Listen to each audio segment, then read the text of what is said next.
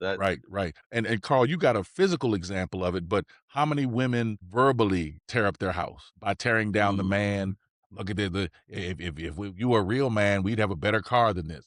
If you were a real Woo! man, we'd have better stuff. You mean we got to keep eating hot dogs? Where's my And then steak? compare you to another man.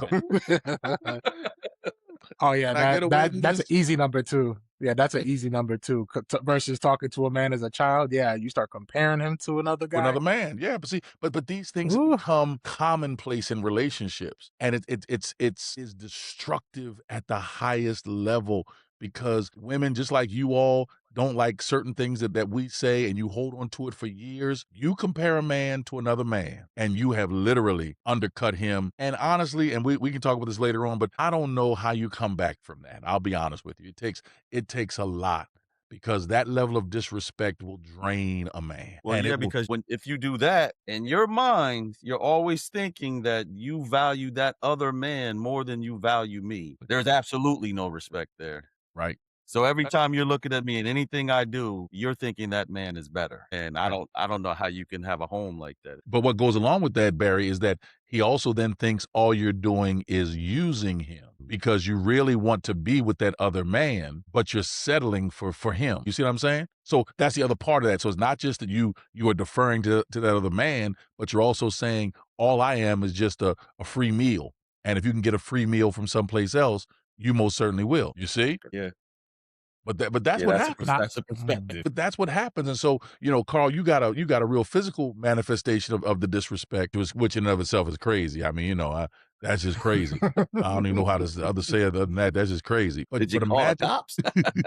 I actually did. I actually Oh, did. okay, okay, okay. Crazy enough, I felt bad for doing it. It's another black woman that I'm calling the cops on, and I'm not even going to continue the rest of the story. Maybe mine, but again, it's like I need to put the focus on my piece. Going back to the original Right, topic, right, right, when I first joined, like right. the overall goal is to get peace, not Mhm. just in myself, but in the relationship, in the house. And truly, if you do get peace in the house, then guess what? That means there's peace within myself, there's peace within my wife, there's peace within the kids, there's peace within my entire family. Absolutely. No, that's good because you were able to set a boundary.